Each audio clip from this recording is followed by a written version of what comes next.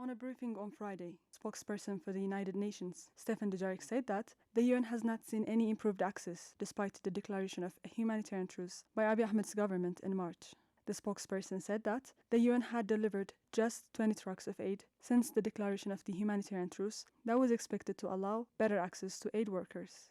I can tell you that we and our partners have not been able to move any further aid into Tigray by road since the convoy, some 20 trucks with food and nutrition supplies and one fuel tanker arrived between April 1st and 2nd. This was the first time that our supplies entered Tigray by road since mid-December, and we are almost in mid-April.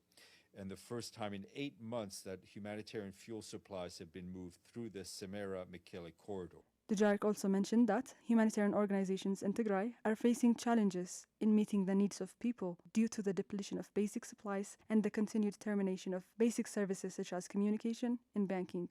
As we've been telling you, humanitarian organizations in Tigray face growing challenges in reaching people in need due to shortages of essential supplies, as well as continuing suspension of basic essential services, including banking, electricity, and communications. The spokesperson said that out of the 5.2 million people in Tigray who need food assistance every 6 weeks, the United Nations and partner organizations have only been able to reach 1.2 million in a span of 6 months. Dujarric also stated that the aid distributed this week was able to reach some 73,000 people and that the aid was not complete, with some receiving only pills and others oil. Out of a range of 5.2 million people who should be receiving food every 6 weeks, we, along with our partners, have reached only 1.2 million people with food, nearly 6 months after the current current round of food distributions in Tigray got underway. Some 73,000 people received food assistance this week alone, but half of these people received only pulses, and thousands received only cooking oil.